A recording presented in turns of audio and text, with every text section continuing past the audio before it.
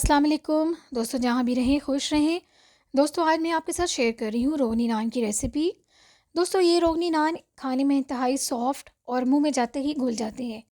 ये रोगनी नान बनाना इंतहाई ही आसान है, बहुत इजी स्टेप के ज़रिए बन जाते हैं। हम इसको बग़ैर ओवन के बनाएंगे।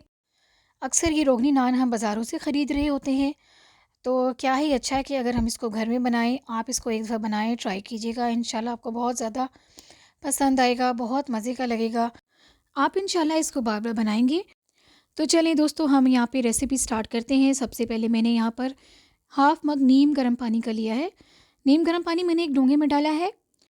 1 टेबलस्पून चीनी ली है। यहाँ पे मैंने इंस्टेंट यीस्ट लिया है हाफ़ टेबलस्पून, इसको भी हम पानी में डाल देंगे। 1 टेबलस्पून मैंने यहाँ पे नमक का लिया है और इन तमाम चीज़ों को हम अच्छी तरह से मिक्स करके आधे घंटे के लिए हम इसको साइड पे रख देंगे। रोगनी नान बनाने के लिए हम यहाँ पे डो तैयार करेंगे दोस्तों। यहाँ पे मैंने आधा किलो मैदा लिया है। अब इसके अंदर हम डालेंगे 1 टीस्पून बेकिंग सोडा। मैदे को गूँधने के लिए यहाँ पे मैंने 1 मग नीम गर्म दूध का लिया है। इसको हम आहिस्ता-आहिस्ता मैदे के अंदर डालेंगे। अब इसके अंदर हम मिक्सचर ऐड करेंगे जो हमने पहले से बना के रखा हुआ है। 2 टेबलस्पून इसमें हम वनस्पति घी डालेंगे। 1/4 इसके अंदर हम दही ऐड करेंगे और अच्छी तरह से इसको हम गूँध लेंगे। तो दोस्तों, यहाँ पे हमने मैदे को बहुत अच्छी तरह से गूँध लिया है। अब इसको हम एक डोंगे में डालेंगे ताकि ये ख़मीर हो सके। यहाँ पे मैंने एक डोंगे में इसको डाला है। अब इसको हम यहाँ पे ढाँप देंगे। चूँकि आजकल सर्दी बहुत ज़्यादा है, तो इसको मैं इसलिए आटे की बाल्टी में इसको रख दूँगी ताकि ये अच्छी तरह से राइज़ हो सके। तो दोस्तों, यहाँ पे डो हमारी राइज़ हो चुकी है। अब हम देखते हैं, यहाँ पे बहुत अच्छे से ये राइज़ हुई है। डो को मैं दोबारा से एक मरतबा अच्छी तरह से मिक्स कर लूँगी और अब इसको हम एक प्लेट में निकालेंगे।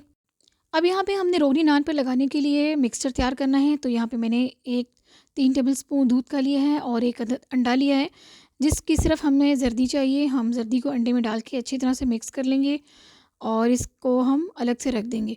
दोस्तों, यहाँ पे मैंने थोड़ा सा हरा धनिया लिया है, फ्रेश हरा धनिया, और 4 से 5 टेबलस्पून मैंने यहाँ वनस्पति के घी के लिए हैं और हम धनिया को घी में डाल के अच्छी तरह से यहाँ पे मिक्स करके अलग से रख देंगे। तो दोस्तों, ये थोड़े से तिल हैं जो 4 से 5 टेबलस्पून है, ये भी हमें चाहिए। तो डो को हमने 2 हिस्सों में तकसीम कर लिया है और आधा हिस्सा मैंने यहाँ पे ले लिया है। इसको मैंने 10 मिनट के लिए कवर करके रख दिया है। तो 10 मिनट हो चुके हैं दोस्तों, अब इसको हम हाफ़ कर लेंगे। दोस्तों, ये बहुत ज़्यादा ना सख्त है, बहुत ज़्यादा ये नरम है, बिल्कुल दरमियानी डो मैंने बनाई है। आपने भी इसी तरह बनानी है। 2 हिस्से करने के बाद हम इसके पेड़े बना लेंगे। यहाँ पे मैंने 2 अदद पेड़े बना लिए हैं, ये देखिए। अब यहाँ पे हम टाइम ज़ाया किए बगैर नान बनाना शुरू करते हैं। तो दोस्तों, यहाँ पे मैंने एक पेड़ा लिया है। तो अभी मैं इसको हाथ से ही थोड़ा-सा बेल लूँगी। इसको हाथ से थोड़ा-सा हम दबाएँगे यहाँ पे और यहाँ हम बेलन की मदद से इसको हम अच्छी तरह से यहाँ पे बेल लेंगे। दोस्तों, यहाँ पे मैंने इसको बहुत अच्छी तरह से बेल लिया है। कोशिश की है कि बिल्कुल गोल बने और तकरीबन ये गोल ही बन चुका है। और अब चूँकि हमने इसको रोगनी नान वाली शक्ल देनी है, तो यहाँ पे मैंने एक ये स्टील का ढक्कन लिया है डोंगे का। ये देखिए, इसके ये थोड़े किनारे से बने हुए हैं, बिल्कुल शार्प इसके ये किनारे हैं। इसको हम हल्का सा रोटी के ऊपर रखेंगे और हल्का सा हम इसको दबाएँगे। बिल्कुल इस तरह से, बहुत ज़्यादा नहीं दबाना वरना ये कट जाएगा।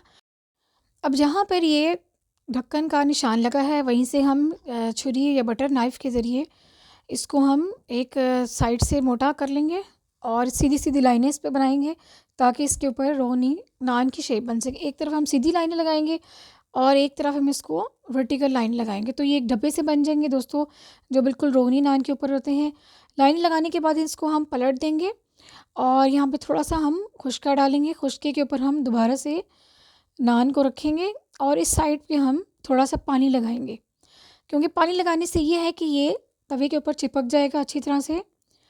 तवे को दोस्तों मैंने पहले से ही गरम करके रखा हुआ है। बहुत हल्की आंच पे रखना है आपने, इसे बहुत तेज़ आंच पे नहीं रखना वरना ये एकदम से जल जाएगा।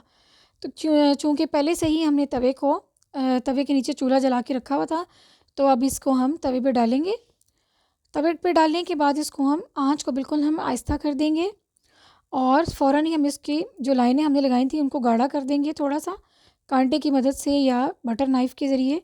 ये देखिए, मैंने इसको थोड़ा और क्लियर कर दिया है ताकि ये अच्छी तरह से नज़र आ सके। तो दोस्तों, यहाँ पे हम लाइनें लगाने के बाद इसके ऊपर हम जो मिक्सचर हमने अंडे और दूध का बनाया था, हम इसके ऊपर वो लगाएँगे।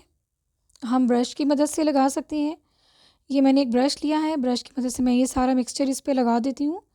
ये देखिए, मिक्सचर लगाने के बाद मैं इसके ऊपर थोड़े से तिल जो हैं वो डालूँगी। ये देखिए, बहुत अच्छे से ये तिल सब चिपक चिपक जाएँगे।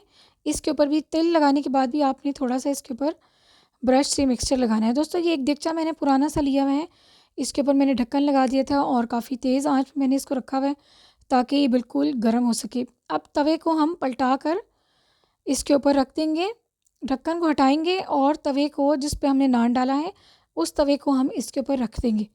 तो दोस्तों, ये देखिए, ये नान वाला तवा है, इसको मैं यहाँ पे पलटा दूँगी। ये देखिए, इस तरह से काफ़ी तेज़ हीट है। दोस्तों, यहाँ पे 8 से 10 मिनट लगेंगे इसको नान को पकने में, लेकिन आपने बीच में एक दफ़ा चेक करना है। तो यहाँ पे नान हमारा बिल्कुल पक चुका है। अभी यहाँ इसके ऊपर हम घी लगाएँगे। रोगनी नान की बैक साइड भी मैं आपको दिखा देती हूँ, बहुत अच्छे से ही पकी है, बिल्कुल भी नहीं जली। तो दोस्तों, यहाँ पे हमारा ये रोगनी नान बिल्कुल अब रेडी हो चुका है। देखिए, आप मेरी शेयर की हुई रेसिपी रोगनी नान की ये रेसिपी ज़रूर अप्लाई कीजिएगा, इंशाल्लाह आपको बहुत अच्छी लगेगी, बहुत पसंद आएँगे आपको ये नान। और अगर आपको मेरी वीडियो अच्छी लगे, मेरी रेसिपी अच्छी लगे तो प्लीज़ मेरे चैनल को लाइक कीजिएगा, शेयर कीजिएगा और बेल आइकॉन को ज़रूर दबाइएगा ताकि मेरी आने वाली वीडियो आपको सबसे पहले मिल सके। तो दोस्तों, अगर आप मेरे चैनल पे नए हैं तो सब्सक्राइब के बटन को ज़रूर दबाइएगा। तो दुआओं में याद रखिएगा, एक नई रेसिपी के साथ दोबारा से आपकी खिदमत में हाज़िर होंगी। तब तक के लिए अल्लाह हाफ़िज़।